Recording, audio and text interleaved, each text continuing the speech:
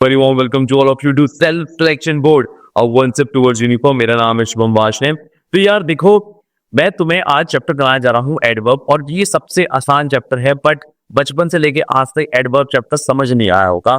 तो मैं तुम्हें बहुत सिंपल भाषा में समझाऊंगा। बट पहले मैं तुम्हें एक बात याद दिलाना चाहता हूँ। तुम्हें याद है तुमने यूनिफॉर्म का सपना क्यों देखा था? क्योंकि तुम बचपन से ही बनना चाहते थे, तुम्हें कुछ और करना ही नहीं था। और ये बात सच है कि तुम्हारा सपना सच होगा। मैं आज एक यूट्यूब पे वीडियो देखी थी दो बहनों की।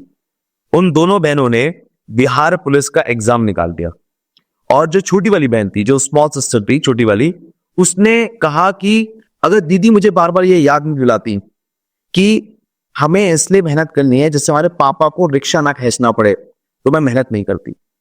इसलिए ही मैं तुमसे कह रहा हूं, तुम भी याद करो वो ऐसा क्या कारण है इसकी वजह से तुम अपना सपना पूरा करना चाहते हो। और वो कारण कहीं ना कहीं तुमने यूनिफॉर्म पहनने का देख रखा होगा। तो उस कारण को याद करो और पूरी जान लगा के रोज पढ़ाई करनी है। क्योंकि मुझे पूरा विश्वास है एक दिन वो ऐसा आएगा जब तुम्हारे माँ बाप तुम्हारे कंधों पे स्टार लगाएंगे। तुम्हारे माँ बाप तुम्हारे कंधों पे उस वर्दी को देख के ऐसे खुश हो रहे होंगे कि वाह मेरा बेटा ये। वो ऐसी लाइन बोला करेंगे फिल्म वाली, वो बोलेंगे कि पहली बार ऐसा हो रहा है कि बाप बेटी की वजह से जाना जा रहा है। वो पल बड़ा खूबसूरत होता है जब ऐसा कहा जाता है। चलो स्टार्ट करते हैं हम अपने चैप्टर के साथ। चैप्टर का नाम है एडवर्ब। चलो, एडवर्ब जो है बहुत ही सिंपल चैप्टर है, और हल्का सा इसमें जो कंफ्यूजन होता है मैं उसको क्लियर करूंगा। आपने एक बहुत पॉपुलर लाइन होगी जो आपने स्कूल में सुनी होगी। मैं आपको याद दिलाता हूँ वो लाइन, अगर आपको लग रही हो ना कि हाँ यार मैंने सुनी है, तो मुझे बताना कमेंट सेक्शन में, या लाइव अभी चैट चल रही होगी जो लाइव क्लास में है तो मुझे बताना। देखो, जो एडवर्ब होता है, ठीक है ना, वो वर्ब को क्वालिफाई करता है। सुना है आपने एक बात? एडवर्ब जो होता है वर्ब को क्वालिफाई करता है। पर ये आज तक वर्ड समझ में नहीं आया, ये क्वालिफाई क्या होता है? समझ में आ रही मेरी बात? ये समझ नहीं आता मैं, बट मैं आपको आप डिटेल में समझाऊंगा। पहले एक बात समझो, जो मैं बताने जा रहा हूं उसको समझना चाहिए। सिंपल सी पहली बात, कोई भी एडवर्ब हो 99.99% उस एडवर्ब में एलवाई पीछे लगा ही होगा। क्या कह रहा हूं? कोई भी एडवर्ब हो उसमें एलवाई पीछे लगा ही होगा। ठीक है, अब हम किसी वर्ड को एडवर्ब बनाते कैसे हैं? जैसे मैंने एक वर्ड लिखा स्वीट, अब मुझे उसे एडवर्ब बनाना है तो उसमें क्या लगा दूंगा? एलवाई, तो बन जाएगा स्वीटली। ठीक है ना? ये आप जरा आगे देखो, अब इतनी बात तो समझ में आनी होगी जी, जिसके पीछे एलवाई लगा होता है वो एडवर्ब होती है। ठीक है, अब जैसे एक और एग्जांपल देखो, यहां पर लिखा स्लोली, तो स्लोली क्या हो गई? एडवर्ब। इतनी बात समझ में आ गई। दूसरी बात ना, आपको कुछ बातें समझनी होंगी जो कि बहुत इंपॉर्टेंट है। देखो, हमें पता लगाना पड़ेगा कि एग्जैक्टली एडवर्ब कहां होता है सेंटेंस में। मेरी बात समझो, मैं क्या कहना चाह रहा हूं, कहां होता है। देखो, ये एडवर्ब आपको कभी ढूंढना हो ना, तो या तो आप वर्ब को ढूंढो, सेंटेंस में वर्ब का है वहां उसके पास हो सकता है। जैसे यहां पर देखो, मुकुल सिंग्स स्वीटली, तो सिंग्स क्या है? एक वर्ब है। सिंग्स क्या है? एक वर्ब है, और वर्ब के जस्ट पिछू छुपा होता है ये एडवर्ब। क्लियर है? ओके। या आप एडजेक्टिव ढूंढो, एडजेक्टिव के आसपास छुपा होता है। या कंजक्शन याद है? एंड, बट, ये सब क्या होता है? कंजक्शन। या किसी सेंटेंस की एकदम स्टार्टिंग में जैसे आपने एक वर्ड सुना होगा, मैं वैसे अभी डिटेल में जाऊंगा। ऐसे ऑब्वियसली देखो, एलवाई लग रहा है और ये पूरा सेंटेंस है, इसके आगे लगा हुआ है। ठीक है, तो आगे भी लगा हो सकता है, और ऐसा भी लगा हो सकता है प्रीपोजिशन के साथ चिपका हुआ हो। जैसे मैं आपको दिखाता हूं अभी प्रीपोजिशन, देखो ये लिखा है एग्जैक्टली एट, तो एट क्या प्रीपोजिशन? एग्जैक्टली ओवर, ये क्या प्रीपोजिशन? बात समझ में आ रही है? हाँ सर, बात समझ में आ रही है। थोड़ा और डिटेल में समझते हैं एग्जांपल के साथ। ठीक है, हमें क्या करना है इस पूरे चैप्टर का, पहले मैं एम समझा दे रहा हूं। एम ये है कि आपको एडवर्ब आइडेंटिफाई करनी आनी चाहिए, मतलब पकड़ में आ जाए ये एडवर्ब है। कई बार क्या होता है, एडवर्ब पकड़ में नहीं आती कि ये एडवर्ब है। हो सकता है एडजेक्टिव हो सकता है कंजक्शन हो सकता है ये प्रीपोजिशन हो, तो लोग कंफ्यूज बहुत हो जाते हैं। एडवर्ब को बहुत लोग कंफ्यूजन के साथ देखते हैं, कई बार नहीं पकड़ में आती। तो हमें ये समझना है, तो हमने एक तो भी क्लू ये पकड़ा कि उसके पीछे एलवाई लगा होना चाहिए। ठीक है, और 99% लगा ही होता है। पर तुम्हारा एग्जाम तो हरामी है, वो तो क्या कहता है, मैं तो 1% वाला पूछूंगा, 99% वाले समझे क्या मतलब। तो चलो हम जरा समझते हैं। देखो,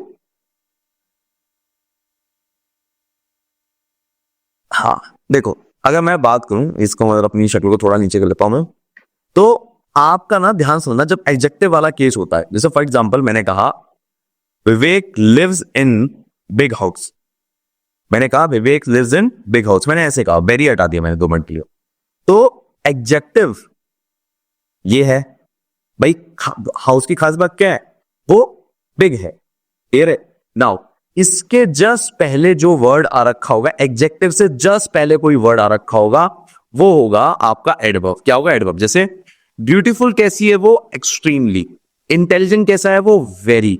तो जब भी किसी भी एडजेक्टिव के आगे कोई वर्ड लगा होता है, कोई भी वर्ड, तो वो हमेशा एडवर्ब ही होता है। अब आपके मन में जो स्पेशली हिंदी मीडियम वाले बच्चे उनके मन में सवाल आ रहा होगा, सर ये नाउन क्यों नहीं हो सकता? नाउन भी तो आ सकता है, प्रोनाउन भी तो आ सकता है, कुछ और भी तो आ सकता है। देखो ऐसा है, मैं आपको पहले समझाता हूं कि एडवर्ब लगाया क्यों करा है। मेरी बात बहुत ध्यान से समझना, मैं क्या कहना चाह रहा हूं। ये हाउस है, एक नाउन है। अब हाउस की खास बात बतानी, कैसा घर है वो, तो आपने बताया बिग। पर जब आपसे किसी ने पूछा कितना बिग, तो अब उस बात को और गहराई से बताने के लिए हम एडवर्ब का इस्तेमाल करते हैं, वो है वेरी बिग।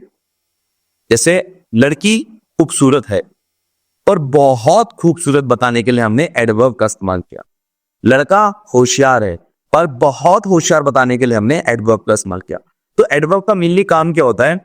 एडजेक्टिव के साथ, जो एडजेक्टिव के साथ आता है, कि उस चीज को एक्सट्रीम लेवल पे लेके जाता है, कि एक्सट्रीमली है ये, कोई भी चीज बहुत ज्यादा है बताने के लिए एडजेक्टिव के साथ हमेशा एडवर्ब का इस्तेमाल होता है। इसलिए एडजेक्टिव के हमेशा आगे आपको एडवर्ब ही दिखेगा। ये अगर कोई वर्ड लिखा हुआ है तो वो एडवर्ब है। क्या मेरी बात समझ में आ गई? एक बात और जो मैं आपको बताना चाहूंगा, बहुत ध्यान से अपनी कॉपी में नोट कर लीजिएगा, ये स्लाइड्स में भी लिखा हुआ। देखिए, जो आपका ए एन होता है, ठीक है ना, वो नाउन के आगे आता है, ठीक है। अब अगर मान लो नाउन के आगे एडजेक्टिव लग जाए, तो वो फिर इन दोनों के आगे लगेगा, मतलब एडजेक्टिव और नाउन के आगे लगेगा। जैसे मैं क्या कहना चाहता हूं, अ ब्यूटिफुल गर्ल, ये रहे आ ब्यूटीफुल गर्ल, ठीक। बट अगर मान लो उसी सेंटेंस में एडजेक्टिव भी है, नाउन भी है, और उसके आगे लगा हुआ है एडवर्ब। क्या लगा हुआ है मेरी जान? एडवर्ब। तो फिर बताओ ए एन दा कहां पर आएगा? तो उसके बताओ।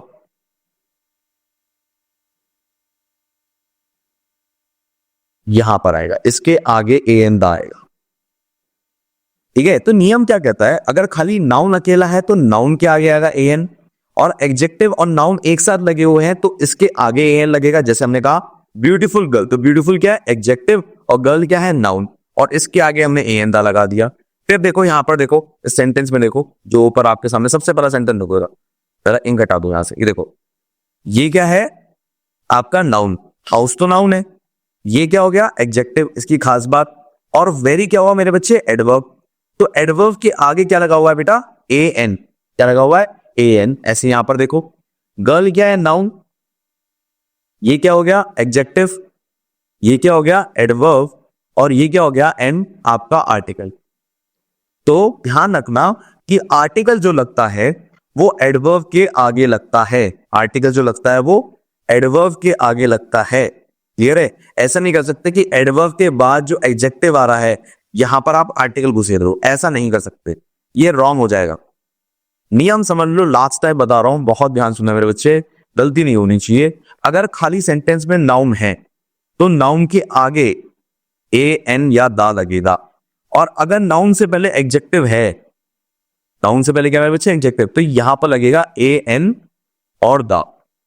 और अगर नाउन से पहले एडजेक्टिव है और एडजेक्टिव के आगे एडवर्ब है, तो एडवर्ब के आगे ए एन या मेरी जान दाता इस्तेमाल होगा। क्या मेरी बात समझ में आ रही? हाँ सर, अब मेरे को समझ में आ गई है आप क्या बोलना चाह रहे हो, ठीक है। अब यहां तक की बात समझ में आ गई, थोड़ा और आगे बढ़ते हैं हम, ठीक है। अब आते हैं कंजक्शन पे। देखो मैंने अभी आपको बताया था कि एडवर्ब कंजक्शन के साथ भी जुड़ा हो सकता है, चिपका होता है। देखो जरा, बिकॉज के साथ जो जस्ट लगा हुआ है, आपने कभी नहीं पता होगा, सोचा नहीं होगा जस्ट क्या है, नाउन है, एडवर्ब है, एडजेक्टिव है, क्या है। मैं आपको बताऊं, जस्ट जो है वो एक कंजक्शन है, सॉरी जस्ट जो है एक एडवर्ब है, ठीक है ना। तो याद रखो, कंजक्शन से पहले, कंजक्शन से पहले ना, बाद में नहीं, पहले। क्या बोल रहा हूं मैं? पहले एडवर्ब लगी हो सकती है, ठीक है ना, ध्यान रखना। देखो बिकॉज से पहले सिंपली लिखा हुआ है, वो क्या है? एक एडवर्ब है। अब ये एक ऐसी एडवर्ब है जिनमें एलवाई नहीं है, चेक करो, इनमें एलवाई है? नहीं है, ठीक है ना। सिंपली तो अपने आप में एक वर्ड है, ठीक है ना। तो ध्यान रखना कि भैया एलवाई जरूरी नहीं है, पर जो इससे पहले वर्ड आ रहा है वो क्या होगा, एडवर्ब होगा। क्या होगा मेरी जान, एडवर्ब होगा। ध्यान रखना इस बात को, बहुत क्लियर होना चाहिए, ठीक है। चलिए अब आता है प्रीपोजिशन। प्रीपोजिशन के साथ भी ऐसी है, प्रीपोजिशन से जस्ट पहले एडवर्ब लगी हो सकती है। प्रीपोजिशन से जस्ट पहले क्या लगी हो सकती है, एडवर्ब लगी हो सकती है। तो आपको दिमाग लगाना है, अच्छा ये नाउन तो है नहीं, प्रोनाउन तो है नहीं, तो ये एडवर्ब होगा। अब मैं कैसे पता लगाता हूं, जैसे फॉर एग्जांपल हिम बताओ क्या है, प्रोनाउन, तो ये तो प्रोनाउन है, ठीक है ना। अब मान लो मैं यहाँ पे लिखा होता कार, तो कार क्या होता है, नाउन होता। तो अगर ना तो वो नाउन का काम कर रहा है ना वो प्रोनाउन का काम कर रहा है, तो ये वाली चीज जो लगी हुई होगी क्या होगी, वो एडवर्ब होगी। अपना कॉमन सेंस का इस्तेमाल करता है, क्लियर है। अभी मैं और दिखाता हूं आपको, और समझ में आएगा, धीरे धीरे बात करेंगे, गहराई में बात करेंगे, ठीक है। चलो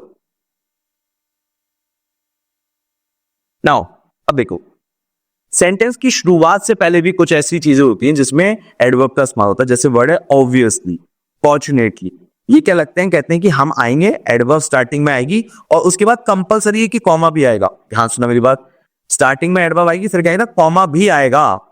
ये नियम है, इस बात को आप गांठ बांध के, ठीक है।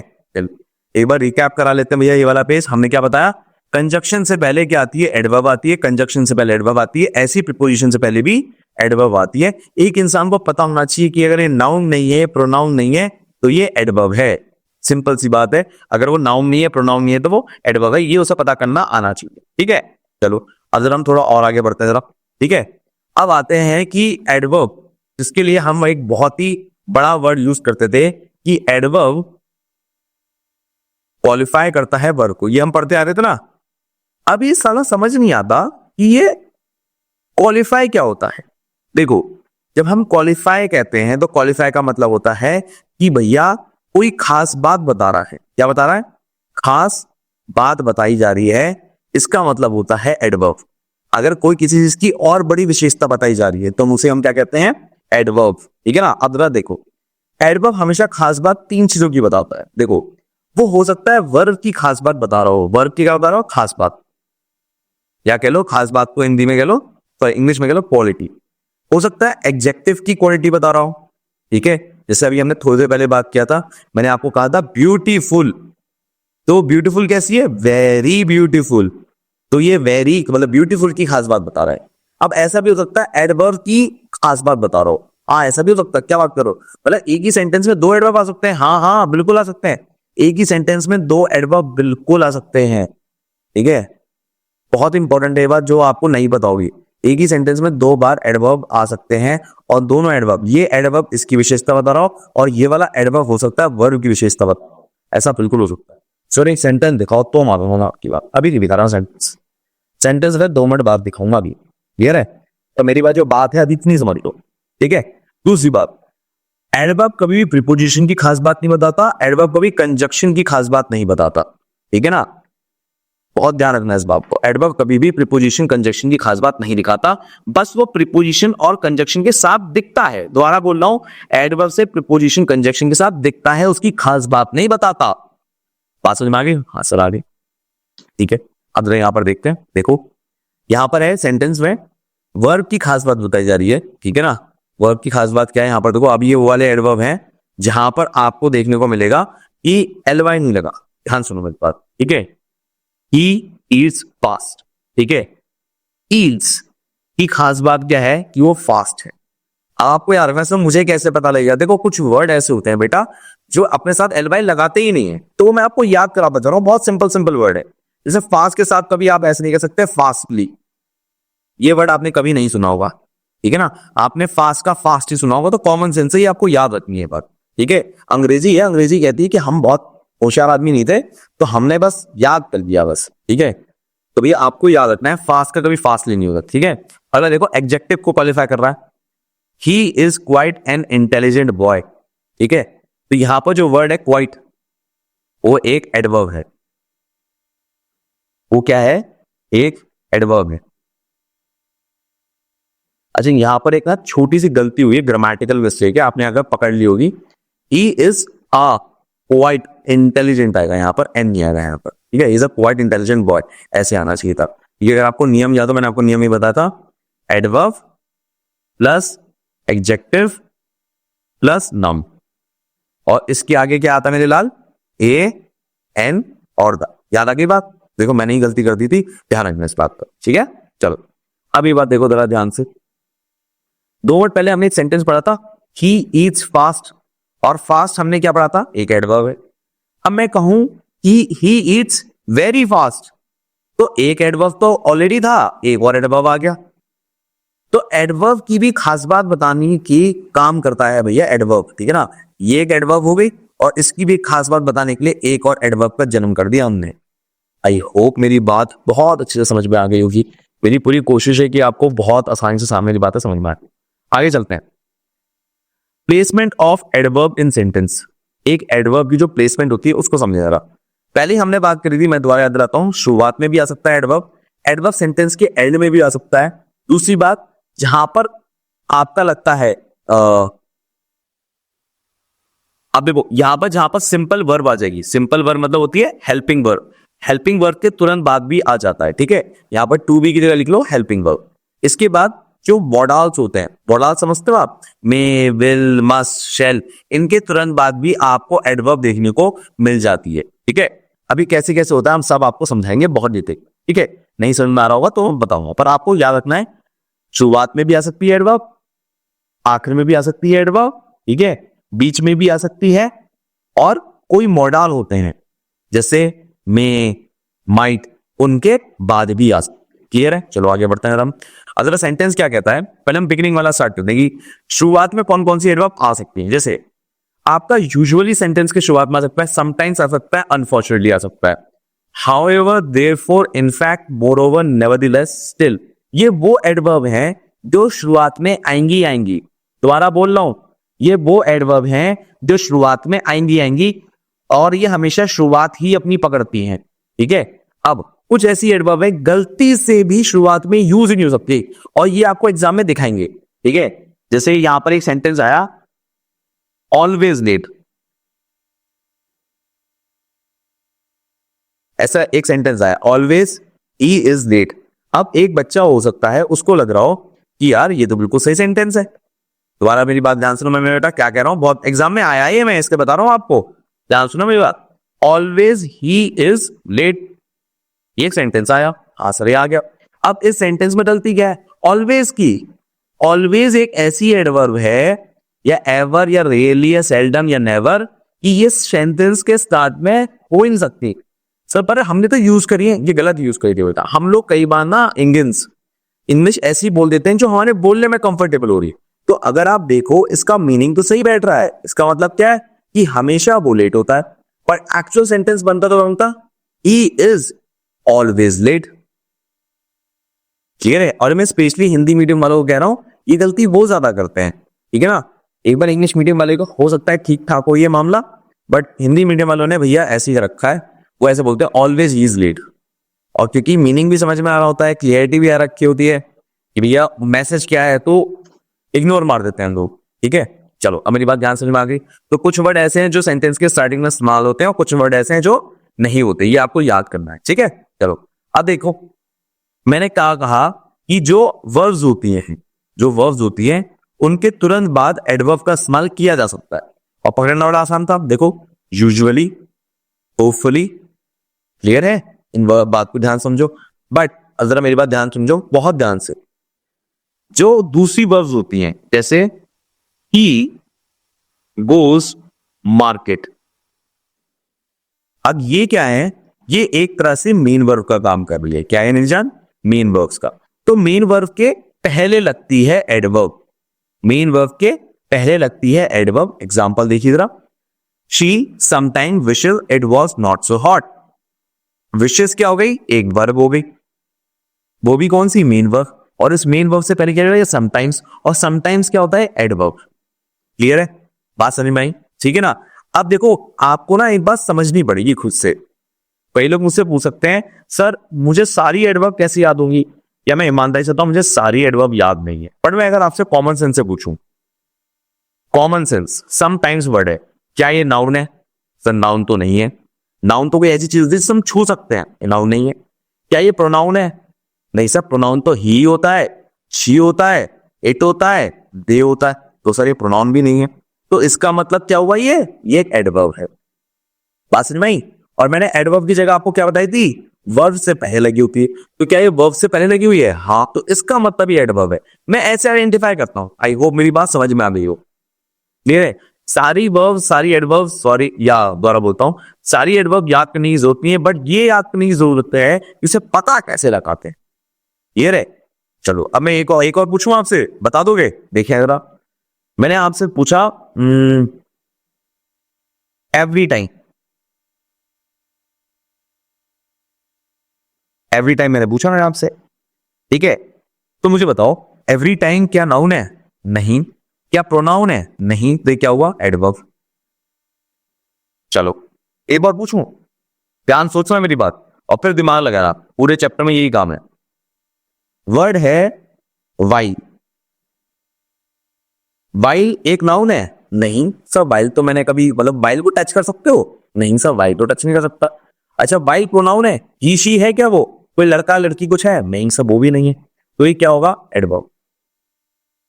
सिंपल है ना, कोई दिक्कत नहीं।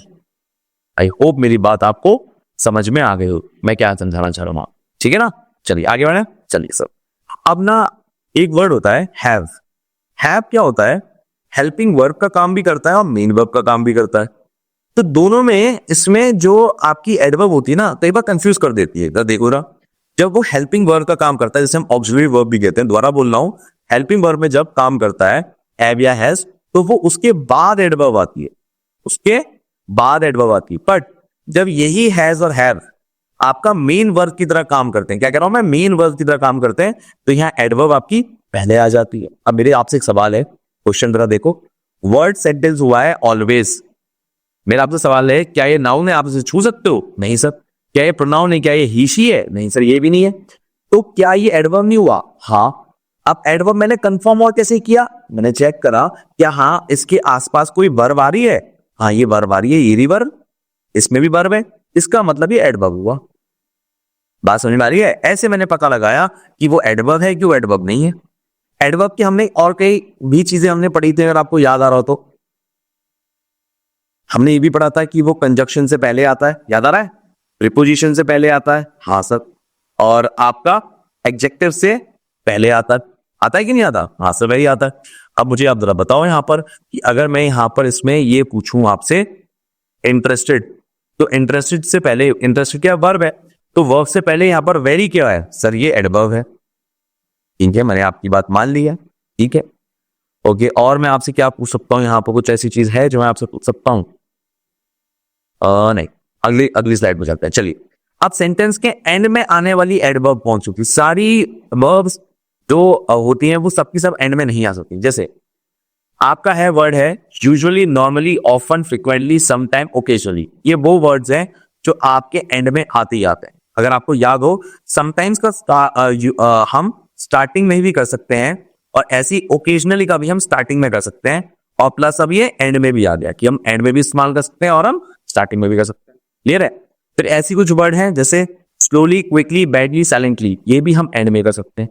कुछ ऐसी एडवर्ब होती है जो टाइम बताती है, जैसे टुडे। आपको नहीं पता होगा, अगर मैं आपसे पूछूं टुडे नाउन है, तो आप कहोगे नहीं सर, नाउन तो डाउट है मुझे, तो नाउन नहीं होता कि आप टच नहीं कर सकते। नाउन की खास बात क्या, आप टच कर सकते हो? क्या है? प्रोनाउन है, लड़का लड़की होता है? नहीं सर, ये भी नहीं है। तो ये क्या हुआ? एडवर्ब। अब आपको याद आ गया होगा, अच्छा तो ऐसी last week, this year, tomorrow, ये सब मेरे बच्चे क्या हैं? ये एडवर्ब है। अब आपको क्लियर हो गया होगा, बचपन में किसी ने आपको बताया नहीं होगा इतनी क्लियरली, पर एग्जाम में बहुत डिटेल में पूछा जाता है कभी कभार। इसलिए मैं बिल्कुल गहराई में समुद्र के एकदम उतर के आपको बता रहा हूं क्या चीज कैसे होती है। ठीक है? These adverb can appear at the end. ये जो एडवर्ब हैं ये एंड में भी आती है, ठीक है ना? बट कुछ ऐसी एडवर्ब है, जिनका इस्तेमाल आप एंड में नहीं कर सकते। वो है always, ever, rarely, seldom, never. ये अगर आप ध्यान से सोचो, ये आप स्टार्टिंग में भी नहीं कर सकते थे। अभी 2 वर्ड पहले पढ़ाया था मैंने, स्टार्टिंग में भी नहीं कर सकते थे इनका इस्तेमाल, एंड में भी नहीं कर सकते थे। तो ये वो वाली एडवर्ब है जो सेंटेंस के एकदम बीच में इस्तेमाल होती है। आई होप मेरी बात एकदम क्रिस्टल क्लियर वे में समझ में आ गई होगी। मैंने बहुत कोशिश की कि मैं आपको बहुत ही सिंपल साधारण भाषा में समझा सकूं। ठीक है? अगर हम कुछ क्वेश्चंस के थ्रू कंसेप्ट समझते हैं, जैसे एक सवाल है आपके सामने, I can not ask my father for his car without any vividly reason. तो बताइए गलती क्या है? तो आप में से काफी लोग बोल सकते हैं सर विविडली में गलती है, पर विविडली में गलती है क्यों? ठीक है, एक्चुअली क्या है, यहां पर विविडली की जगह आना चाहिए विविड। क्या आएगा? विविड आएगा। अब ऐसा विविड क्यों आएगा, जरा समझो मेरी बात। ऐसा है कि यहां पर अगर आप ध्यान से सोचो, जो रीजन वर्ड है, जो रीजन वर्ड है वो नाउन होता है, और नाउन से पहले बैठता है एडजेक्टिव। ठीक है ना? और विविड एडजेक्टिव का काम करा, कैसे करा 2 मिनट बाद में बात करोगे। और एनी जो होता है एडवर्ब। तो हमेशा याद रखो, ऐसे नहीं हो सकता एडवर्ब एडवर्ब नाउन। बात ध्यान समझो मेरी बात, ऐसा कभी नहीं हो सकता। अगर एक जगह नाउन है और एक जगह एडवर्ब है, हमें पता है एनी एडवर्ब है, ठीक है ना, तो एडवर्ब की जगह क्या आना चाहिए यहां पर? एडजेक्टिव। ये नियम है एक, कि अगर राइट हैंड साइड पे नाउन है और लेफ्ट हैंड साइड में एक एडवर्ब है तो बीच में एडजेक्टिव आएगा। ये नियम होता है। ठीक, अगर आप थोड़ा और सोचो, अगर आपको पता है कि रीजन वर्ड एक नाउन वर्ड होता है, बहुत कम को पता होगा, ना के बराबर किसी को पता होगा, क्योंकि अभी तक हम जो नाउन की सिंपल परिभाषा जानते हैं वो ये कि रीजन को हम छू सकते हैं, मतलब नाउन को हम छू सकते हैं, वो नाउन होता है। बट ये एक एब्स्ट्रैक्ट नाउन है। क्या है मेरी जानिए? एब्स्ट्रैक्ट नाउन, एक ऐसा नाउन जिसको आप छू नहीं सकते। ठीक है ना? जैसे लव जो होता है वो एक एब्स्ट्रैक्ट नाउन होता है, इसे हम छू नहीं सकते। ठीक है, सो यहां पर आपका रीजन क्या हो गया? एक तरह से नाउन है। तो रीजन कैसा है? स्ट्रॉन्ग है। विविड मतलब होता है स्ट्रॉन्ग। तो जब रीजन की खास बात बताई जा रही है तो खास बात को हम किससे बोलते हैं? एडजेक्टिव से। ठीक है ना? तो यहां पर क्या आना चाहिए था? विविड। ध्यान रहेगी बात। चलो अब जरा एक और क्वेश्चन देखते हैं। अब मेरी बात ध्यान सुनो। अब यहां पर लिखा है this is vividly presented description of this project. अब बताइए सेंटेंस में क्या ये वर्ड सही है? ये आपका है वर्ब, ठीक है, ये आपका है हेल्पिंग वर्ब। अब इन दोनों के बीच में एक वर्ड यहां पर लिख दिया है, क्या ये सही बैठ रहा है? पढ़ के लिखिए। तो आपका जवाब आना चाहिए हाँ सर, ये अब बिल्कुल सही बैठ रहा है। ये रहे। दूसरा देखिए जरा, ये है नाउन और ये है वर्ब। तो नाउन वर्ब के बीच में क्या बैठना चाहिए? एडजेक्टिव। बैठ गया एडजेक्टिव। आई होप मेरी बात समझ में आ गई हो। बहुत प्यार से, बहुत मेहनत से आपको कराता जा रहा हूं मैं। देखो यार, पता है एक बात बताऊं मैं, ये चैनल नया है और जब मैं वीडियो बना रहा हूँ करीबन 2000 कुछ सब्सक्राइबर हैं। अब यार होता क्या है कि व्यूज तो अभी बहुत ज्यादा नहीं आते, ठीक है, होंगे भगवान के पास आएंगे। पर अगर आप कमेंट सेक्शन में लिखो मैं पढ़ा कैसा रहा हूँ, अच्छा पढ़ा रहा हूँ, कैसा पढ़ा रहा हूँ, आपको मजा आ रहा है, कंसेप्ट कितने डीप में क्लियर हो रहे हैं, ठीक है ना, तो मन लगता है कि हाँ यार शुभम मेहनत काम कर रही है, धीरे धीरे तुझे लगेगा कि यार हाँ यार कि लोगों को अच्छा लग रहा है तो और भी बच्चों को अच्छा लगेगा और आज नहीं तो कल व्यूज आएंगे। वरना होता क्या है कि अगर व्यूज नहीं आते तो ऐसा लगता है कि यार मोरल डाउन हो गया, अब छोड़ो यार इसको नहीं पढ़ा।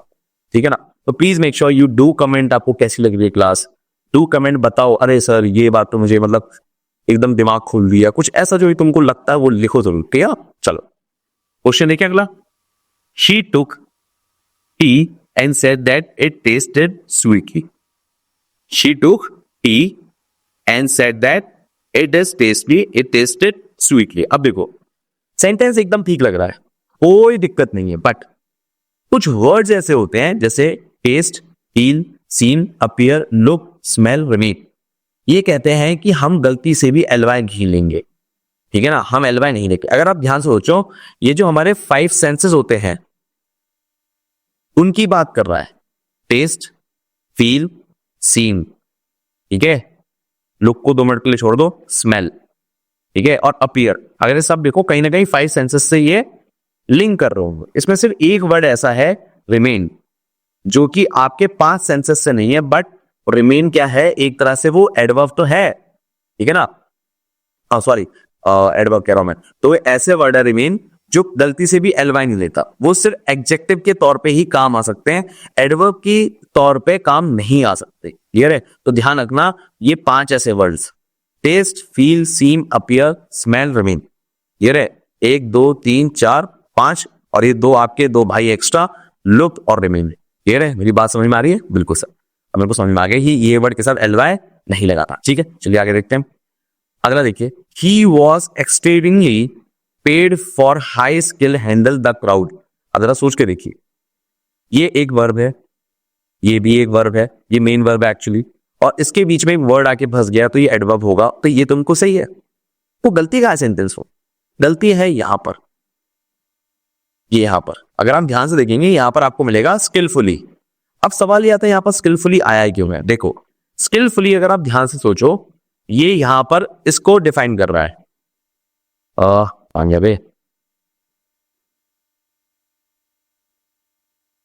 हैंडल वर्ड के लिए आया यहां पर, ठीक है ना, हैंडल वर्ड से पहले यहां पर आया, ठीक। अब हैंडल क्या है, एक तरह से मेन वर्ब है, और मेन वर्ब से पहले जो आती है वो क्या आती है बेटा, एडवर्ब आती है। याद आ रही है आपको, मैंने आपको पढ़ाया था ये बात कि आपकी मेन वर्ब, जैसे मैंने आपको पढ़ाया था गोज, प्लेज, बस मैंने आपको पास्ट टेंस सिखाई थी, पास्ट टेंस का आपका यहां पर आ गया हैंडल्ड।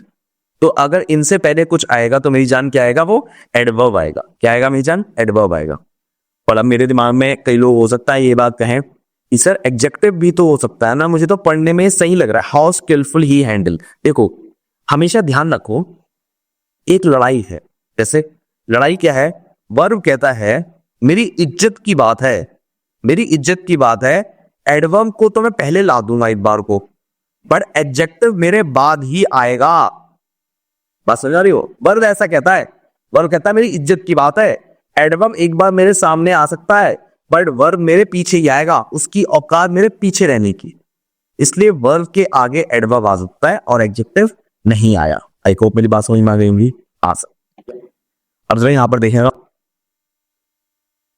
यहां अच्छा ये तो क्वेश्चन, हाँ क्वेश्चन ये रहा, आई मेट हर, मैं उससे मिला अबाउट 10 years ago, 10 साल पहले, आई हैव रिमेंबर्ड हर, और उसको याद रखा एवर फॉर। अब ये यहां पर ना समझ में नहीं आता ये क्या होगा, ये आपको ठीक लग रहा होगा, ये भी आपको हो सकता है ठीक लग रहा हो, ये भी ठीक लग रहा हो, यहां पर कुछ गड़बड़ लग रही है क्या, ये पूछ रहा हूं। यहां पर क्या है, एवर फॉर नहीं आएगा, एवर सिंस आएगा। क्या आएगा, सिंस वर्ड का इस्तेमाल होगा, एवर सिंस। अब एवर सिंस जो वर्ड है ना, मैं आपसे ये पूछना चाहूंगा कि क्या ये एडवर्ब है, एडजेक्टिव है, क्या है ये, ठीक है ना। जब भी एवर वर्ड के साथ, ध्यान सुनो, एवर वर्ड के साथ सिंस वर्ड का इस्तेमाल हो रहा है और आपसे किसी ने पूछ लिया बताओ सिंस क्या है, तो आप हमेशा ऐसे क्या बोलोगे, एडवर्ब। दोबारा बोलता हूं, मेरी बात बहुत ध्यान सुने, अगर कभी भी एवर वर्ड के साथ सिंस लिखा हुआ है तो हम क्या कहेंगे मेरी जान, हम उसे कहेंगे एडवर्ब। क्या कहेंगे, एडवर्ब, ठीक है। चल यहां तक की बात तुम्हें समझ में आ रही होगी, आगे चलते हैं। अगला देखते हैं, he is very senior to me so I dare not to disrespect him. Now यार ये बड़ा ही कमाल का है, इसमें समझ ही नहीं आ रहा होगा आपको क्या गड़बड़ है। गड़बड़ बड़ी सिंपल सी और बड़ी समझने वाली है। देखो वेरी चीज का जब भी हम इस्तेमाल करते हैं तो हम कोई पॉजिटिव चीज, जैसे वेरी ब्यूटीफुल, ठीक है ना, ऐसी चीजों के लिए हम वेरी चीज का इस्तेमाल करते हैं। बट अगर मान लो आप उसके पहले का कंपैरिजन कर रहे हो, जैसे आप यहां पर देखो, he is much senior to me so I dare not to disrespect him. यहां एक तरह से कंपैरिजन हो रहा है कि भैया बहुत सीनियर है, मैं उसकी बेइज्जती नहीं कर सकता, ठीक है ना। तो वेरी सीनियर होता है कोई भी एक्सट्रीम ब्यूटी या कोई भी ऐसी चीज के साथ, जो भी कोई चीज पॉजिटिव होती है, वेरी ब्यूटीफुल, वेरी इंपॉर्टेंट, उसके साथ आता है। पर कभी भी ध्यान रखना, सीनियर वर्ड के साथ एडवर्ब वेरी नहीं आएगा, अगर वहां आएगा तो क्या आएगा, मच आएगा। ये बहुत इंपॉर्टेंट है, एग्जाम में कई बार आपको नोटिस में नहीं आएगा, गलती पता भी नहीं लग रही थी भैया, ठीक है ना। चलिए आगे देखिए जरा। अच्छा देखो यहां पर जैसे एग्जांपल दिया, वेरी टायर्ड गलत है, ठीक है ना, वेरी डिजेक्टेड गलत है, वेरी कंटेंटेड गलत है, वेरी डिसकंटेंट गलत है, वेरी प्लीज्ड गलत है, वेरी ड्रंक गलत है, वेरी लिमिटेड गलत है। क्यों गलत है ये सारे, वेरी डिलाइटेड गलत है, क्यों गलत है, क्योंकि आपको बताया गया था कि ध्यान रखना है कि एक तो नेगेटिव के साथ नहीं आता, प्लस कुछ ऐसे पॉजिटिव हैं जैसे प्लीज्ड और डिलाइटेड, इनके साथ वेरी का इस्तेमाल कभी नहीं होता, प्लीज ध्यान रखना, ठीक है ना, बहुत ज्यादा इंपॉर्टेंट है ये, ठीक है ना। क्योंकि अब प्लीज की ऐसा होता है, प्लीज वर्ड होता है ना, प्लीज वर्ड के अंदर ना वेरी वर्ड छुपा होता है, ठीक है। डिलाइटेड भी क्या होता है, बहुत ही ज्यादा खुश हूं मैं, डिलाइटेड का मतलब ये होता है कि मैं बहुत खुश हूं आपसे, तो उसमें वेरी वर्ड ना उसकी मीनिंग में छुपा हुआ है, जिनमें मीनिंग में वेरी छुपा होता है तो हम उसमें नहीं इस्तेमाल करते, ठीक है ना। और वहीं अगर आप वर्ड्स देखो, very daring, very perplexing, very challenging, very entertaining, इन सब में हम वेरी का इस्तेमाल कर सकते, कोई दिक्कत की बात। ये कुछ बातें हैं जो आपके एग्जाम में कंफर्म आती हैं, इनको आप भूल नहीं सकते, ध्यान रखना है आपको, ठीक है ना। आगे चलते हैं हम। He said it was quite all right to reject the offer, no error. उसने कहा कि it was quite all right, ये बिल्कुल ठीक है कि हम ऑफर रिजेक्ट कर दें। Now it sound completely okay. पहले तो आप मुझे बताइए यहां पर एडवर्ब है कहां, क्या रिजेक्ट एडवर्ब है, ऑफर एडवर्ब है, ऑल राइट एडवर्ब है, क्वाइट है, क्या है, तो आपके दिमाग में आना चाहिए सर ये क्वाइट है, क्यों, वर्ब के तुरंत बाद आ रही है इसलिए एडवर्ब है, ठीक है ना। तो यहां पर क्या है आपको ध्यान रखना है, यहां पर आपको ना रिप्लेस करना पड़ेगा। जैसे मैं क्या समझाना चाह रहा हूं आपको, वहां पर आपको क्वाइट राइट की जगह, एक मिनट में मिटा के दिखा दो ना, बहुत मैंने पांच पांच कर दिया, यहां पर ऑल वर्ड हटाना पड़ेगा, ठीक है ना। या he said it is very right, very है ना, एक और वर्ड हुआ यहाँ पर, कांग्या कांग्या कांग्या, हाँ ये चलिए सर ऑल वर्ड नहीं आएगा। तो यहाँ पे क्या होता है, he said it is quite right, all right कुछ नहीं होता, he said it's quite right, ध्यान रखना है आपको इस बात का, ठीक है। चलो यहां पर ही हो गया, अब आगे जरा देखो जरा, अब क्वाइट और वेरी ना कभी कभार आपको कंफ्यूज भी कर सकते हैं, उसको भी समझो जरा आप। देखो जैसे quite denotes perfectly, complete, quite शब्द का मतलब क्या होता है, कोई भी चीज एकदम परफेक्ट है, ठीक है ना। वहीं वेरी का मतलब होता है कोई भी चीज एक्सट्रीम है, ठीक है ना। जैसे अब यहां पर देखिए, हम कभी ये कह सकते हैं शी इज क्वाइट लवली, क्योंकि लवली परफेक्ट नहीं हो सकता, वर्ड क्या रहेगा, वेरी लवली, ठीक है ना। और मैंने आपको बताया था वेरी वर्ड किसके साथ था, पॉजिटिव के साथ। He is quite handsome, he is very handsome, wide word का मतलब क्या होता है, परफेक्ट, मतलब भैया परफेक्टली हैंडसम है, कोई चीज परफेक्ट, ब्यूटी कभी परफेक्ट नहीं होती, याद रखो ब्यूटी कभी परफेक्ट नहीं होती। तो हैंडसम भी क्या है, इंसान की खूबसूरती को बताने के लिए, क्लियर है, ध्यान रखना। कुछ ऐसे फ्रेजेस जिनके साथ क्वाइट वर्ड हमेशा ही आता है, जैसे क्वाइट चिली, काफी ज्यादा ठंड है, quite cool, quite warm, quite rift, quite ROM, quite alone, quite well, ये वो वर्ड है इनके साथ क्वाइट आता ही है। आई होप मेरी बात समझ में आ गई होगी, ठीक है ना। चलो आगे चलते रहा। She was heavily fine last month for coming lately, देखो अब दो जगह एडवर्ब है, एक एडवर्ब तो ये रही दो वर्ब के बीच में फंसी हुई है, और एक एडवर्ब आप ध्यान देखो यहां पर है लेटली के जगह, कमिंग के जस्ट बाद पीछे लेटली पे, ठीक है। अब ये वाली मैंने कैसे पकड़ी, दो तरह से मैंने पकड़ी। पहले तो मैं देखा कि ये देखो एलवाई लगा हुआ है, इसमें क्या लगा हुआ है, एलवाई। दूसरी बात फॉर के पीछे आ रही है, ठीक है ना, तो फॉर हमारा क्या हो गया, प्रीपोजिशन हो गया, फॉर के पीछे आ रही है, इसका मतलब ये क्या है, एक एडवर्ब है, जैसे मैंने पकड़ा।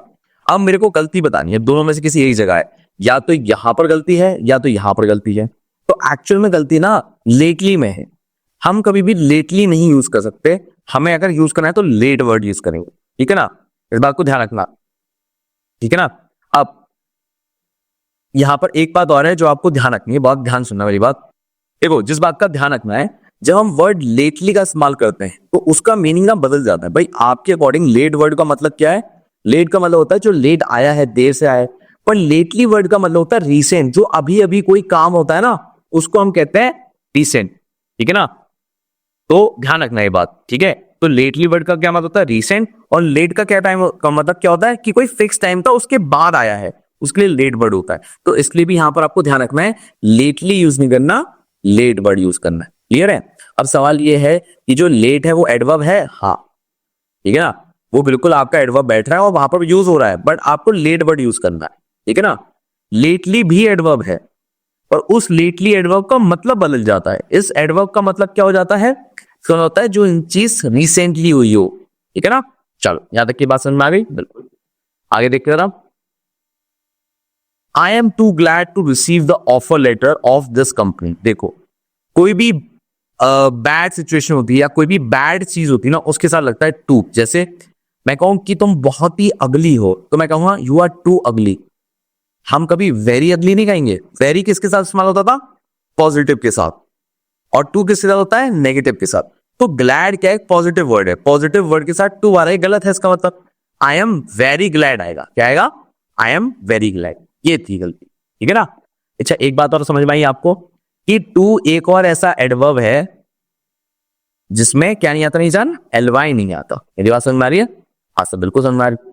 यहाँ पर देखिए, हर failure is too much painful for our family, दिमाग लगाओ, यहां पर पेनफुल एक वर्ड है, फिर मच है, ये टू है, ये कुछ ज्यादा नहीं हो गया, कुछ तो गड़बड़ है। देखो गड़बड़ यहां पर है कि ध्यान रखना, टू मच की जगह आता है आपका मच टू। ध्यान सुनो मेरी बात, बहुत इंपॉर्टेंट है, ये बहुत ही शायद रेयर जगह ही आपको मिलेगी सुनने में, ये कई किताबों में तो लिखी हुई भी नहीं है, ठीक है ना, बहुत ध्यान सुनना। देखो जब आप दो तरह से यूज कर सकते हो, मच टू भी सही है, टू मच भी सही है। अगर आप मच टू का इस्तेमाल कर रहे हो तो उसके तुरंत बाद आता है एडजेक्टिव। क्या आता है मेरे जाने मन? एडजेक्टिव। और अगर टू मच का इस्तेमाल कर रहे हो तो आता है नाउन। अब आपको समझना है, जब हमने मच टू का इस्तेमाल किया, क्या इस्तेमाल किया मीजान? Much to. तो बताओ मच टू के तुरंत बाद क्या आना चाहिए? मच टू के तुरंत बाद क्या आना चाहिए?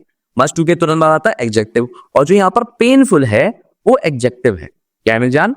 एडजेक्टिव। ठीक है ना? हर failure is too much painful. उसका फेलियर की खास बात क्या है? वो पेनफुल है। ठीक है ना? आई होप मेरी बात समझ में आ गई होगी। कोई दिक्कत नहीं सर, यहाँ तो हमें कोई दिक्कत नहीं, पर ये वाला टफ था यार अगर मानोगे तो। और ये यूपीएससी में आया है, ऐसी हरकतें करता है यूपीएससी भी। अगला देखो जरा, the amount which the company has paid to dependent of the dead workers is fairly unjustified. जो अमाउंट कंपनी ने पे किया है डिपेंडेंट को ऑफ द डेड वर्कर, वो बिल्कुल भी सेटिस्फाई नहीं है, बिल्कुल भी सही नहीं है, अनजस्टिफाइड है। अब आपको बताना है कि भैया कहां पर क्या आएगा। ठीक है ना? अगर सोच के देखेगा कहाँ कहाँ एडवर्ब का सही इस्तेमाल हो रखा है, सोचेगा। देखो एक एडवर्ब तो आपने पकड़ लिया हुआ है, यहाँ पर सर फेल आ रखा है, LY। ठीक है ना? अब जरा यहाँ पर समझते हैं क्या है। यहाँ पर फेयरली वर्ड नहीं आएगा, वहां रेदर आएगा। ठीक है ना? देखो फेयरली वर्ड का इस्तेमाल होता है पॉजिटिव के साथ, फेयरली गुड, फेयरली वाइस। अगर कोई चीज आपके साथ बुरी हुई है और एक्सट्रीम लेवल पे बुरी हुई है, क्या कह रहा हूं? बुरी हुई है, एक्सट्रीम लेवल पे बुरी हुई है, या तो हम टू का इस्तेमाल करते हैं या रेदर का। क्या मेरी बात समझ में आ रही है? बिल्कुल। ठीक है ना? यह है कहानी। ठीक है, ये आपको ध्यान रखना है। आगे चलते हैं राम। अब ये यूपीएससी का वन ऑफ द टफेस्ट, अब तक के जितने भी क्वेश्चन करे हैं टफेस्ट में भी टफेस्ट है ये। If I am not wrong 2024 के पेपर में आया था ये, और बच्चे बहुत कंफ्यूज। सवाल था, बताइए कि एक वर्ड अंडरलाइन कर दिया गया है, वाइल, और ये वाइल आपका एडवर्ब है, एडजेक्टिव है, नाउन है। बताओ क्या है ये? क्या है आंसर गैस का? मान जाऊंगा अगर तुम में से कोई बता दे। तुम मतलब बहुत ही रेयर कोई बंदा होता है जो बता पाता है, अदरवाइज तो कोई तरीका ही नहीं है कोई बंदा बता पाए। 1 सेकंड का टाइम दे रहा हूं, जल्दी बताओ। हाँ जी, हो गया? नहीं हुआ। बहुत ही रेयर भैया, बहुत ही रेयर लोगों से हो पाता है, वरना हो नहीं पाता। देखो यहां पर जो वाइल है वो आपका नाउन हो। नाउन में सर कैसे? मैं इसमें बताता हूं, कोई दिक्कत नहीं।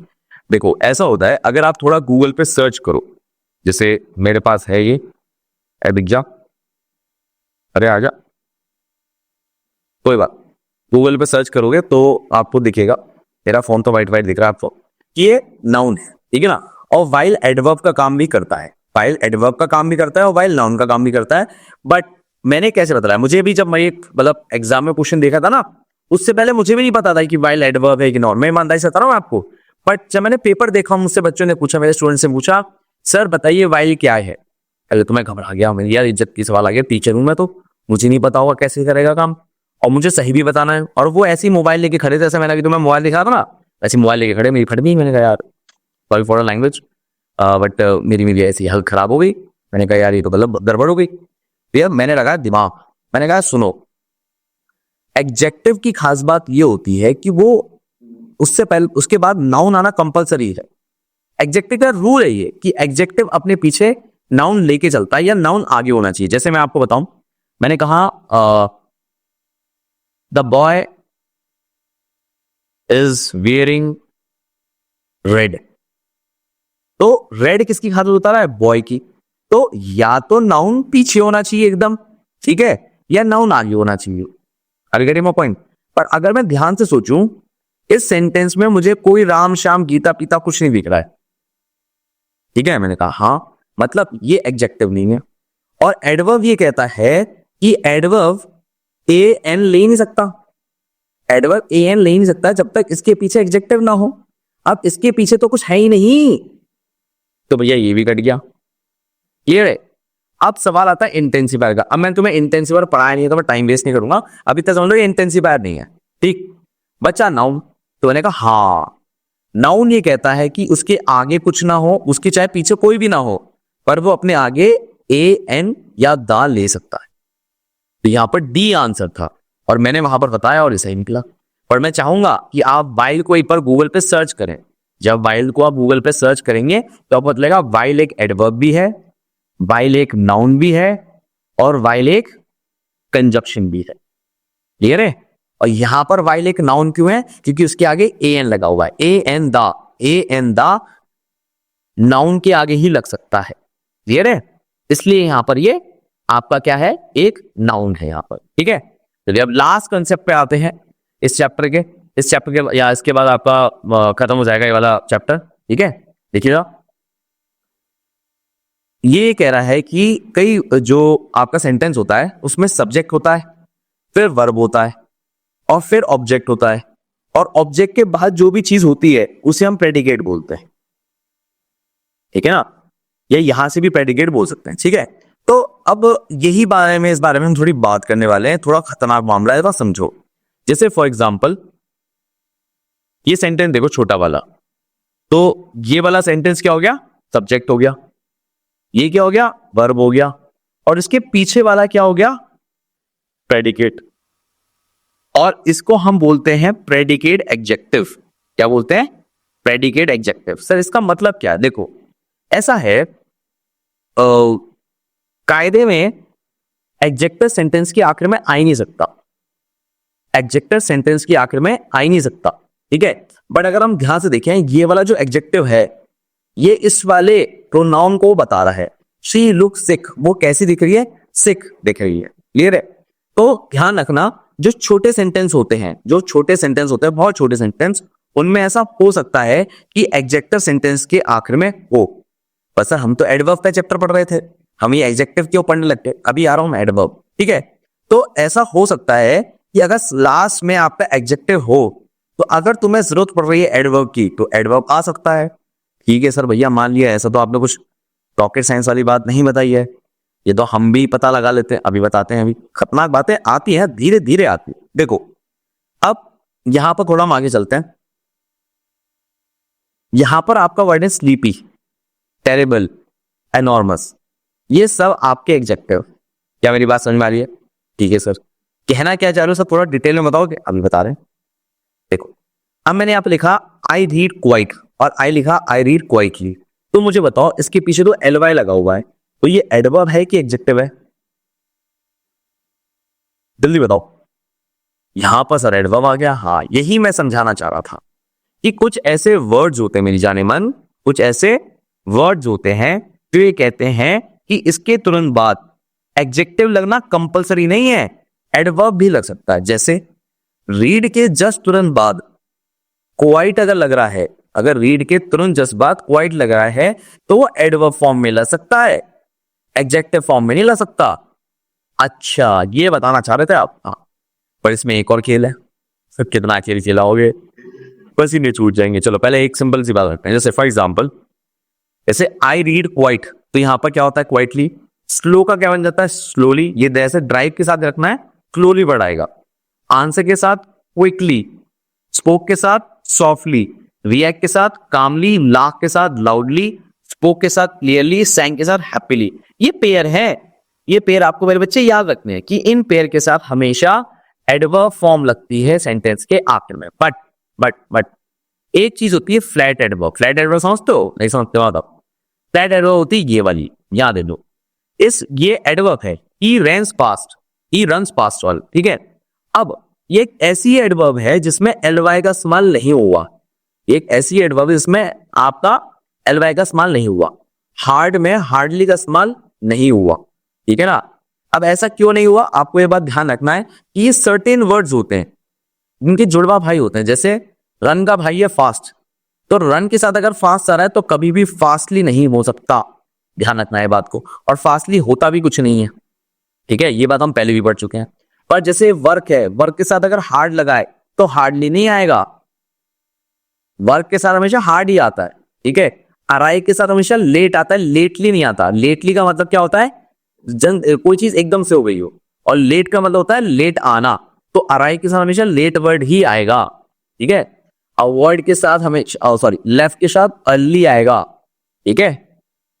ट्राई के साथ क्लीन आएगा, स्ट्रेट के साथ आपका गो के साथ हमेशा स्ट्रेट आएगा, वेट के साथ हमेशा आपका लॉन्ग आएगा। ये आपको पता होना चाहिए।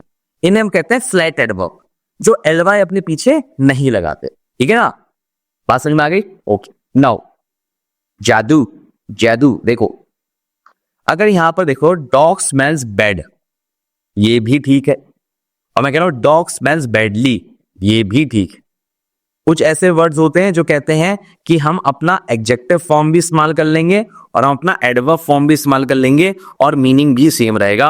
और वो वर्ड्स की लाइनअप है ये, smell, look, feel, taste, grow, turn. ये कहते हैं कि हम ऐसे भी चल जाएंगे और हम ऐसे भी चल जाएंगे। आई होप मेरी बात समझ में आ गई होगी, ठीक है ना। ये था पूरा का पूरा एडवर्ब। 1 घंटा मैंने तुम्हें पढ़ाया, ठीक है ना। और मैं ना एक किताब का जिक्र करना चाहता हूं जो मैं चाहता हूं कि आप उसे जरूर पढ़ें। वो किताब का नाम है बेटर इंग्लिश। अगर आप पैरामाउंट बाय नीतू सिंह या कुछ पढ़ रहे हैं तो उसको रोक दीजिए। एसपी बख्शी आप पढ़ रहे हैं तो प्लीज उसे रोक दीजिए, ठीक है ना। उसकी जगह पढ़िए better English by Norman Lewis. बड़ी छोटी सी किताब है और बड़ी अच्छी किताब है। अगर मेरे पास दिख जाएगी, मैंने एक्चुअली मंगाई थी पढ़ने के लिए। नाम आता हूं, ये एक सेकंड, मेरे साथ मेरे पीछे ना बहुत सारी किताबें रखी रहती है।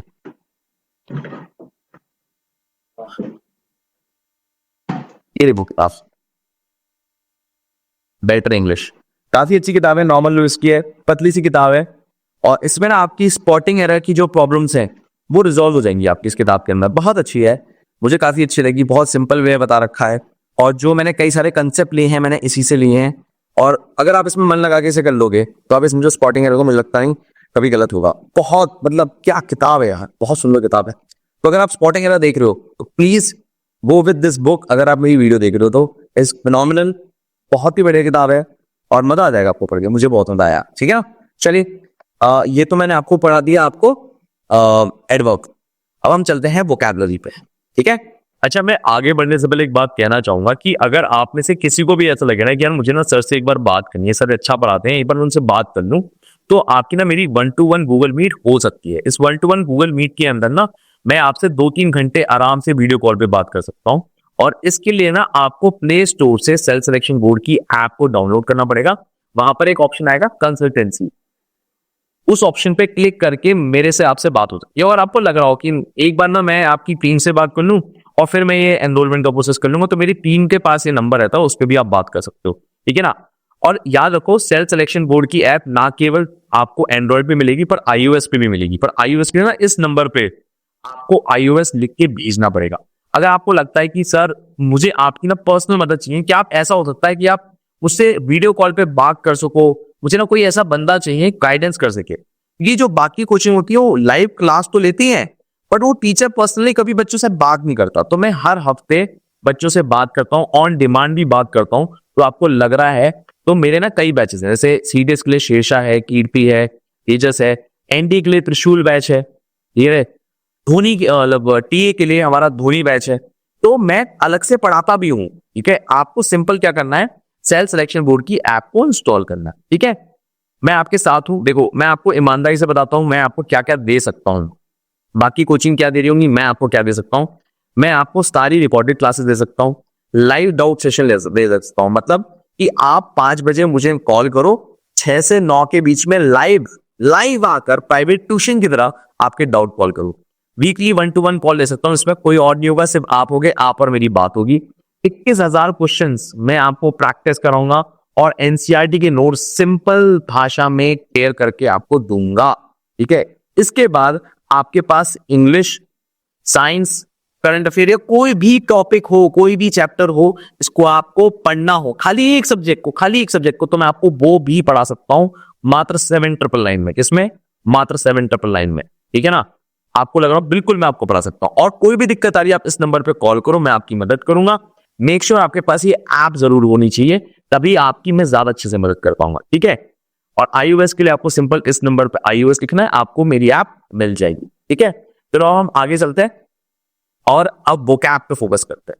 अब देखो यार, वोकैबुलरी के अंदर हमारा जो पहला वर्ड है वो है सपोजिटरी। क्या वर्ड है भैया? सपोजिटरी। सपोजिटरी मतलब समझो कि एक स्मॉल सॉलिड मेडिकल जो इंसर्ट की जाती है to dissolve inside the body, ठीक है ना। अब सर ये जरा समझ नहीं आया, मैं आपको जरा समझाता हूँ। देखो ऐसा होता है कि आपके बॉडी के अंदर कोई आपने मेडिसिन खाई, सिंपल सी कोई भी मेडिसिन खाई या अंदर डाल दी गई, ठीक है ना, थ्रू रैक्टम मतलब पीछे वाले हिस्से से डाल दी गई, तो उसे हम कहा जाता है सपोजिटरी। क्लियर है? मेरी बात समझ में आ रही है? ठीक है, तो ये होता है सपोजिटरी। तो सपोजिटरी मतलब medicine given through the rectum, जो आपकी नली होती है उसके थ्रू आपको दिया जाता है, तो उसे हम कहते हैं सपोजिटरी। नाउ सपोजिटरी वर्ड को जरा यहाँ पर आप ये पूछ रहा है कि by might a doctor prescribe suppository, ये आपका जीके में वर्ड आया है, ठीक है, इंस्टेड ऑफ ओरल मेडिसिन, कि भैया ओरल मुंह से लेने की जगह उसने सपोजिटरी मतलब एक नली के थ्रू क्यों उसने कहा है कि जो पीछे हमारी नली होती है जहां से हम 2 नंबर 1 नंबर कर रहे हैं वहां से क्यों डालने को उसने कहा है, क्योंकि भैया वो ये कहना चाह रहा है to avoid vomiting and ensure proper drug absorption. कई बार क्या होता है, जानवर होते हैं या बच्चे होते हैं, वो जो गोली होती है वो खाते नहीं है, वो थूक देते हैं या उल्टी कर देते हैं। तो इस चीज के लिए इनडायरेक्ट वे में जब आप कोई मेडिसिन लेते हो तो हम उसे कहते हैं सपोजिटरी। क्लियर है? चलो अगला देखिए, in rural health care what challenges might affect suppository. ठीक है, जो रूरल हेल्थ केयर होता है उसमें क्या चैलेंजेस होते हैं जिस वजह से सपोजिटरी यूजेस की जाती है, ठीक है ना। तो यहां पर क्या होता है, मतलब यहां पर यूज कह रहा हूं मैं, अपोज की जाती है, नॉट यूज, अपोज की जाती है। तो उसका कारण है कल्चर हेजिटेंसी, ठीक है ना, कि वो कल्चर हेजिटेंसी होती है, इस वजह से इसका इस्तेमाल नहीं होता है। ठीक, आगे देखो, अगला है फॉर्मलाइज्म। फॉर्मलाइज्म वर्ड मतलब क्या होता है, जरा मेरी बात जरा ध्यान सुनिए। फॉर्मलाइज्म मतलब होता है excessive emphasis on rule structure procedure. जब आपको हर बात पे रूल टोका जा रहा हो, हर बात पे नियमों का आपको दायरा बताया जा रहा हो, उससे हम कहते हैं फॉर्मलाइज्म, ठीक है ना। आपको कहा जाता है फॉर्मल रहो, भाई आपकी गर्लफ्रेंड भी कहती है फॉर्मल रहो, तमीजदार रहो। तो एक्चुअल में वो फॉर्मल वर्ड नहीं है, वर्ड पूरा है कंप्लीट फॉर्मलाइज्म। हम नॉर्मली अपनी बोलचाल में बोलते हैं खाली फॉर्मल, पर अंग्रेजी में अगर प्रॉपर वे में कहे तो वर्ड होगा फॉर्मलाइज हो। ये नाउ आगे देखिए, how does the excessive formalisation in the government office affect the public service delivery. ठीक है, तो भैया यहाँ पर जो होता है पब्लिक सर्विस डिलीवरी में, यहाँ पर आपका आंसर क्या बैठेगा, देखो एक बार देखा, अगर ज्यादा रूल रेगुलेशन करने लगे तो पेपर वर्क में ही सारा टाइम निकल जाता है। तो B is the right answer, ठीक है ना। यहां पर आपको इस वर्ड का मीनिंग देखो जरा फटाफट। फॉर्मलाइज्म मतलब क्या था, पेपर वर्क। पेपर वर्क के अकॉर्डिंग कौन किस चीज से प्रॉब्लम होगी, ये देखो एग्जाम में मैं आपको दोबारा बताता हूं आपके क्वेश्चन कैसे आएगा। वो आपको ये वर्ड अंडरलाइन कर देगा, ये वर्ड अंडरलाइन कर देगा। अंडरलाइन करने के बाद क्या कहेगा कि बताइए इसके अकॉर्डिंग, इस वर्ड के अकॉर्डिंग क्या एक्शन हो जाएगा, ठीक है, या क्या होना चाहिए। तो हम इसे कहते हैं फॉर्मलाइज्म को आपको ध्यान रखना है, create delay by prioritising the paper work over the actual outcome. ठीक, आगे देखिए, व्हाई डज द फॉर्मलाइज्म, देखो अंडरलाइन कैसे करेगा, in school need to reform according to NEP. क्या कानून व्यवस्था लानी चाहिए स्कूल में जिससे रिफॉर्म लाया जा सके नेशनल एजुकेशन पॉलिसी के अंदर, ठीक है। तो यहां पर क्या होगा, बी इसमें बहुत अच्छा आंसर अगर आप लॉजिक से लगाओगे। जो स्कूल की बिल्डिंग है वो आउटडेटेड हो गई है, ठीक है, या टू मच जो फोकस हो रखा है टेक्स्ट बुक में। दोनों आंसर आपके बैठ सकते हैं, ए और बी आपके दोनों बैठ सकते हैं। यहां पर ए आपका बैठ जाएगा, दोनों आंसर अगर ठीक होते हैं तो ऊपर वाले को हम चूज करते हैं, ठीक है। आगे देखिए जरा, अगला देखिए, ओहो one of my favourite word, oh my God, इसकी मैं प्रोनाउंसिएशन थोड़ी सी गलत हो जाती है, तो हो सकता है मेरी गलत हो जाए, मैं आपको या तो गूगल पे दिखा देता हूं। मैशिविलियन कहते हैं इसे, जहां तक मुझे याद है। क्या कहते हैं इसे, मैशिविलियन। मैं आपको यहाँ पर गूगल पे दिखाता हूं तो आपको ज्यादा अच्छे समझ में आएगी। मैशिविलियन बहुत फेवरेट वर्ड है, अभी आपको बताता हूं उसका मीनिंग भी क्या बैठेगा। जल्दी चल भाई, इंटरनेट का काम है, जल्दी चलना। ये आ गया वर्ड, वो जो मैशिविलियन की प्रोनाउंसिएशन होते थे भैया,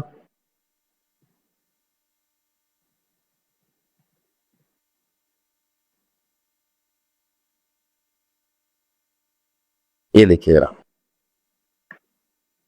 अबे आना, आवाज नहीं आ रही है। मैकिवेलियन, यस द प्रोनाउंसिएशन इज मैकिवेलियन। अब जरा वापस वर्ड पे आते हैं, मैकिवेलियन। आई होप आपको भी आवाज आ गई हो। मैकिवेलियन शब्द का मतलब क्या होता है, कोई इंसान जो चालाक बहुत होता है, जैसे पॉलिटिशियंस के लिए बहुत यूज करा जाता है मैकिवेलियन नेचर। द पॉलिटिशियन आर मैकिवेलियन, मुंह पे अच्छे बनेंगे, बहुत बढ़िया करेंगे, बट उनके नेचर ही मैकिवेलियन होती है। क्यों होती है, क्योंकि अगर वो धोखाधड़ी नहीं करेंगे तो कोई और उनके साथ धोखाधड़ी कर जाएगा, इसे कहते हैं मैकिवेलियन। जैसे आपने सुना होगा एमएलए खरीद ले जाते हैं, जैसे अभी एक न्यूज आ रही थी कि जिन एमएलए पे केसेस चल रहे थे, जिन एमएलए पे केसेस चल रहे थे उनको खरीद लिया गया, ठीक है ना। अब उनके केसेस भी ड्रॉप हो गए।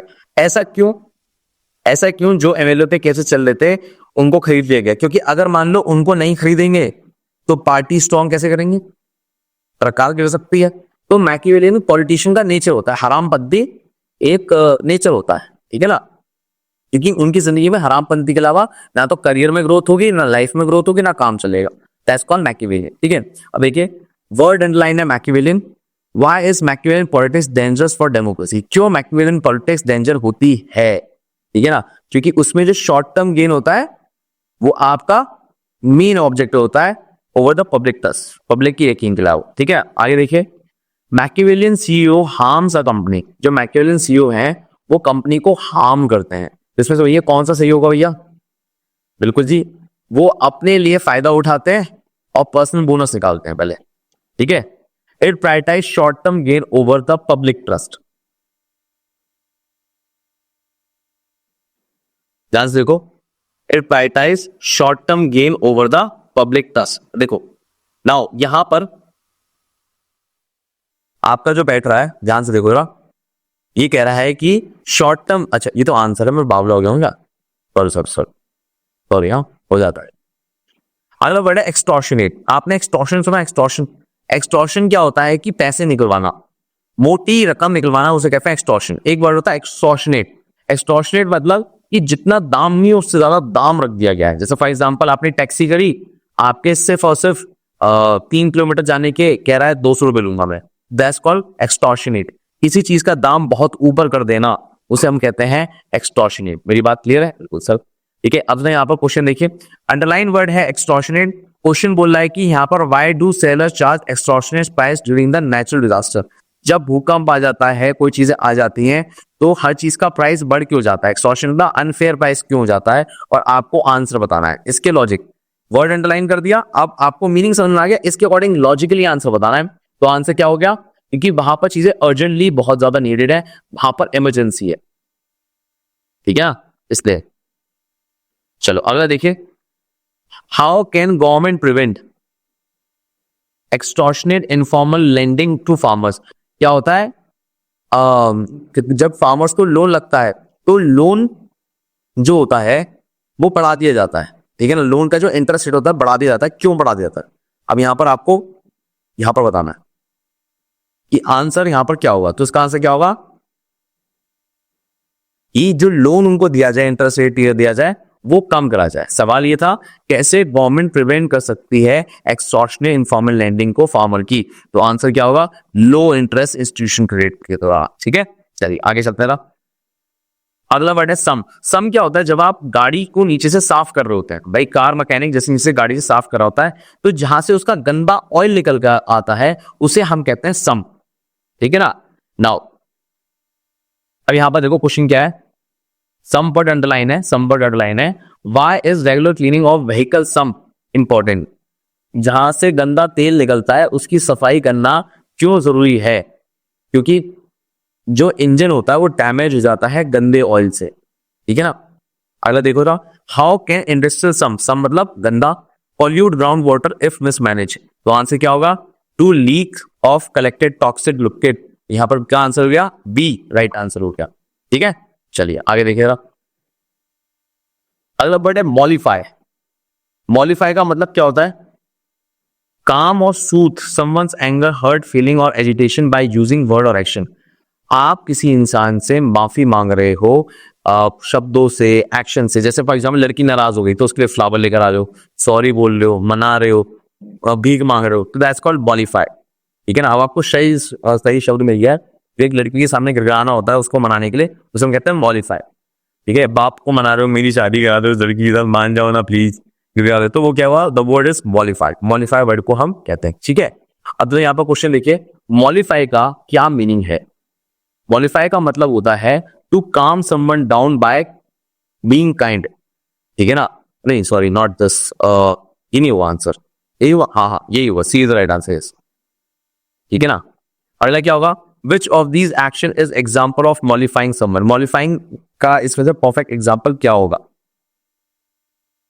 देखो बी आंसर, किसी इंसान को गिफ्ट देके बनाना, तो किसी भी फॉर्म में मनाना। देखो यहां पर भी किसी को मनाने की बात करिए, इसमें मनाने की बात नहीं करी, इसमें मनाने की बात नहीं करी, इसमें मनाने की बात नहीं करी, तो इसलिए मैंने सी वाला यूज किया था। आई थिंक आपको समझ में आ गया होगा।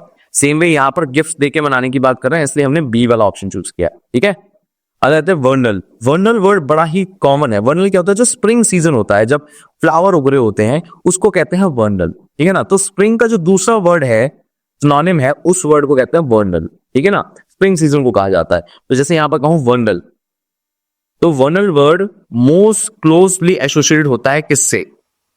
स्प्रिंग सीजन से। वर्नल कौन से फिनोमेना को बताता है? फूल के खिलने को बताता है। बताता ना कौन से बताता है? फूल के खिलने पर। यहाँ पर फूल का कलर दिया ही नहीं है।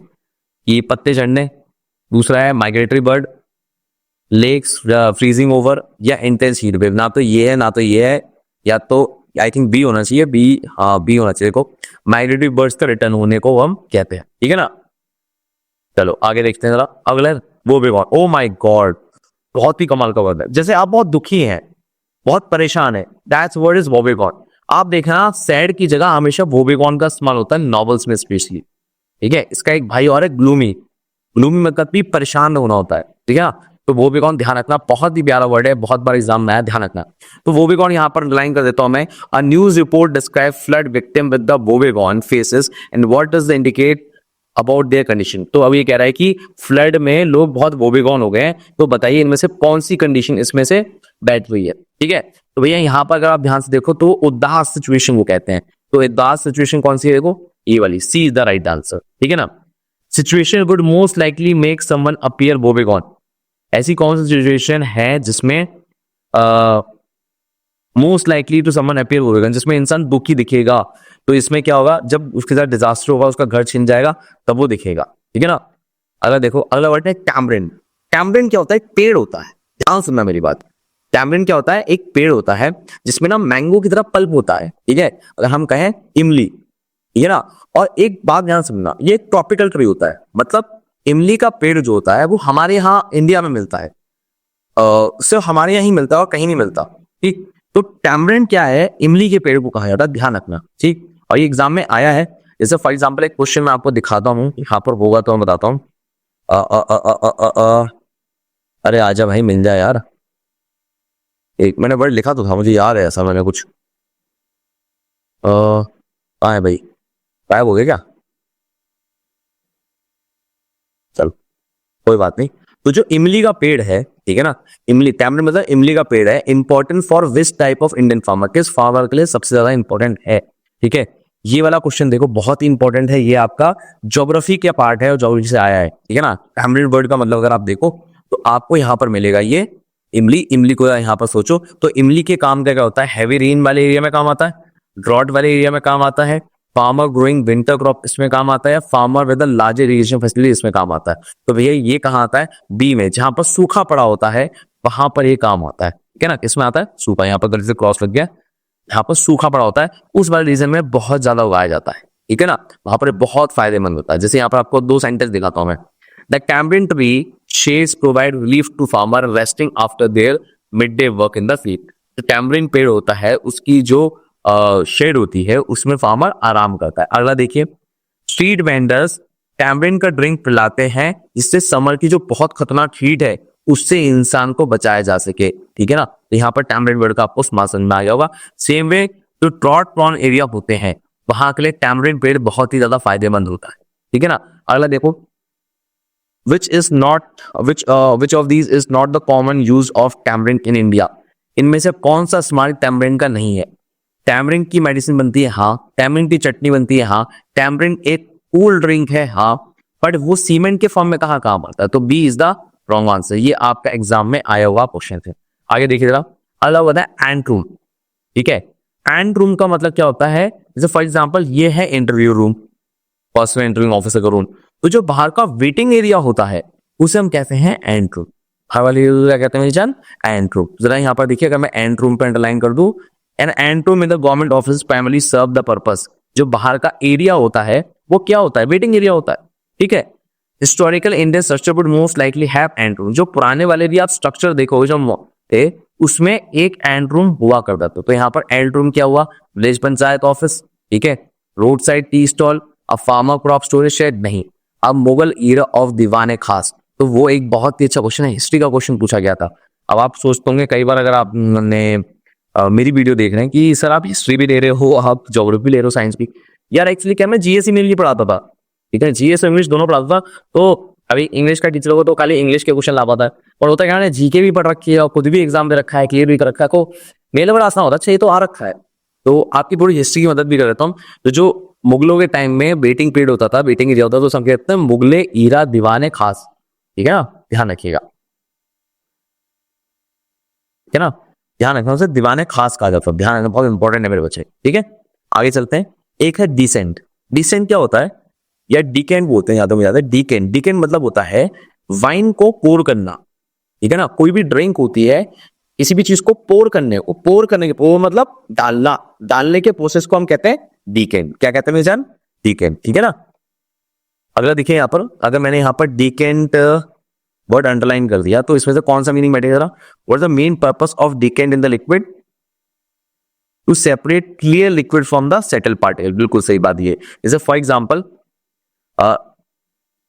इसमें ना मिट्टी मिट्टी कुछ बैठ गई हो, तो पोरिंग करके मिट्टी तो वहीं रह गई और इसको ने पोर करके निकाल दिया, तो डिकेंट मतलब ये भी होता है, केयरफुली पोर करने को हम कहते हैं डिकेंट, ठीक है ना। चलो अब यहाँ पर देखो अगला क्या है, which of these activity would decantly be commonly use. Decant के लिए हमने कौन सी चीज होगी, तो सर्विंग वाइन फ्रॉम इस बोतल आई थिंक सबसे बढ़िया है यहाँ पर, या आप बहुत संभाल के पोर कर रहे हैं, एक जगह से दूसरी जगह में डाल रहे हैं। अगला देखिए जरा, अगला है ब्रिम। ये बड़ा ही सिंपल है, मैं इस पर टाइम वेस्ट नहीं करूंगा। ब्रिम क्या होता है कि अगर मैं आपसे पूछूं, ये जो मछली है जिसमें सिल्वर कलर की बॉडी होती है उसे हम ब्रिम कहते हैं, जो सिल्वर कलर की बॉडी होती है उसे हम ब्रिम करते हैं, ठीक है ना, ये पता होना चाहिए। ब्रिम मछली खाने के लिए बहुत फेमस होती है, आप कहीं भी किसी भी फिश शॉप में जाओ तो ब्रिम आपको मछली खाने को ही मिलेगी, ठीक है ना।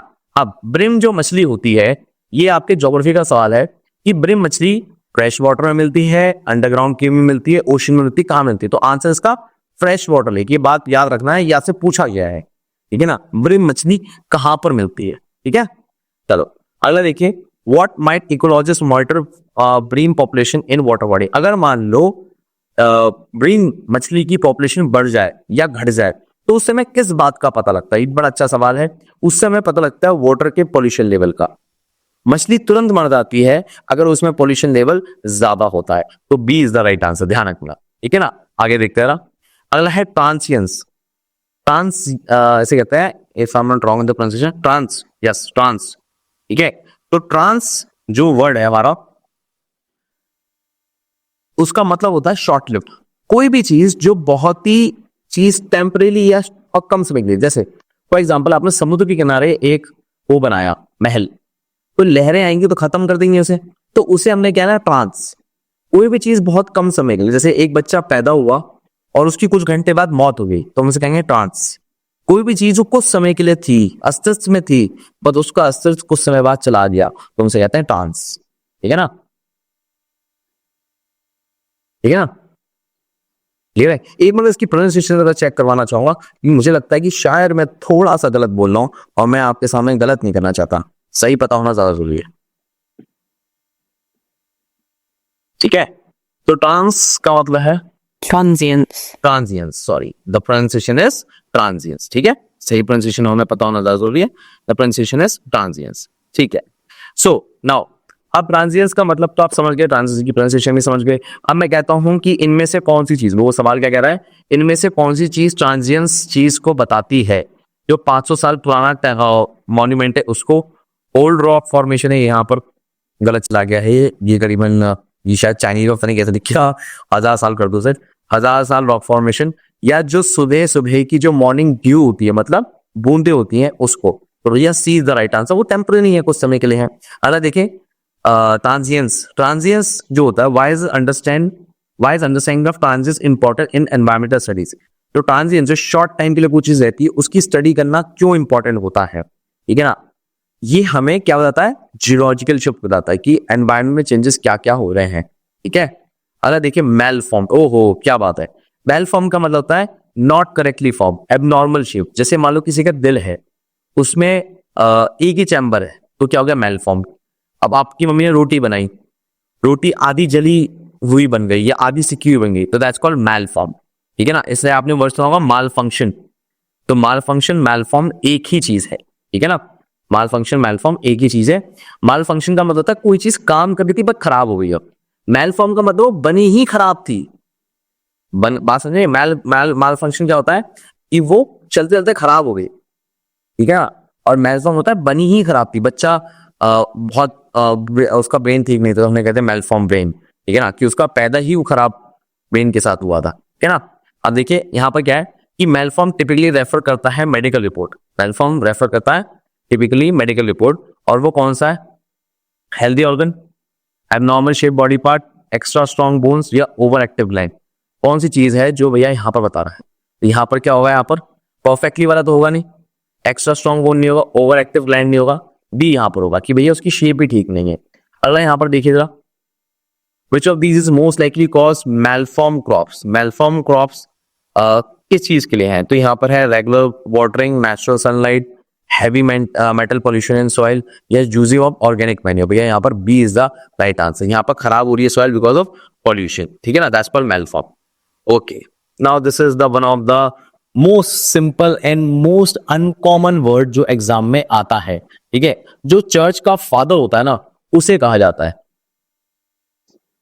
ठीक है ना, क्या कहा जाता है उसे, एक्लेसियाटिक बोला जाता है। क्या बोला जाता है उसे, एक्लेसियाटिक बोला जाता है, ठीक। तो ऑफिशियली फादर या चर्च का जो ऑफिशियल होता है उसे एक्लेसियाटिक बोला जाता है, ठीक है ना। नाउ अब यहां पर समझो, एक क्वेश्चन ये कहता है कि ecclesiastic is most likely to be associated with the type of institution. कौन से टाइप ऑफ इंस्टीट्यूशन से जुड़ा हुआ है, तो वो है चर्च एंड रिलीजियस बॉडी। ये रहे, अगला देखिए, जो इंडियन हिस्ट्री है, ecclesiastic played a significant role during which period.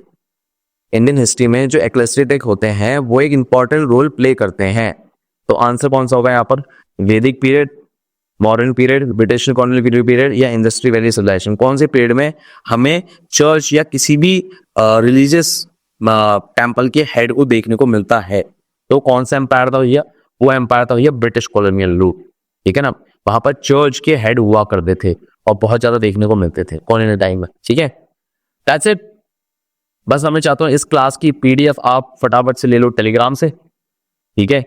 और भैया इसका टेस्ट भी मैंने रेडी आपके लिए कर दिया है, तो प्लीज आप टेस्ट पे भी फोकस कर दो, समझो मेरी बात। और एक बात याद रखो भैया, क्लासेस आती हैं ट्यूसडे, वेडनेसडे एंड सैटरडे, इसमें थर्सडे एंड फ्राइडे आपकी मैथ्स की क्लासेस आती हैं, इसलिए यहाँ पर गैप रख रखा है और थोड़ा मुझे भी ब्रेक मिल जाता है यार, 2 दिन पढ़ा के मैं बोर हो जाता हूँ यार, अब नहीं कुछ नया लाऊंगा तब पढ़ाऊंगा, तो ब्रेक लेता हूँ मैं, ठीक है। तो बाकी इंग्लिश की क्लासेस आपकी होती हैं ट्यूसडे, वेडनेसडे रात के 9 बजे। मैं लेता हूँ आपसे विदा, कंप्लीटली फ्री क्लासेस हैं, बस आपको मिठाई खिलानी है सिलेक्शन के बाद। जय हिंद, टेक केयर, बाय बाय। और हाँ, एक बात और, ये वाली जो किताब मैंने आपको बताई थी, मेक श्योर कि आप उसे लेकर पढ़ना शुरू कर दें। बहुत मोटी किताब नहीं है, बहुत पतली किताब है, so you can do it. और बहुत छोटी किताब है, साइज में बहुत छोटी, देखो मेरे मुंह के साइज की किताब है, ठीक है, so you can complete it. मैं आपसे विदा, जय हिंद, टेक केयर, बाय बाय।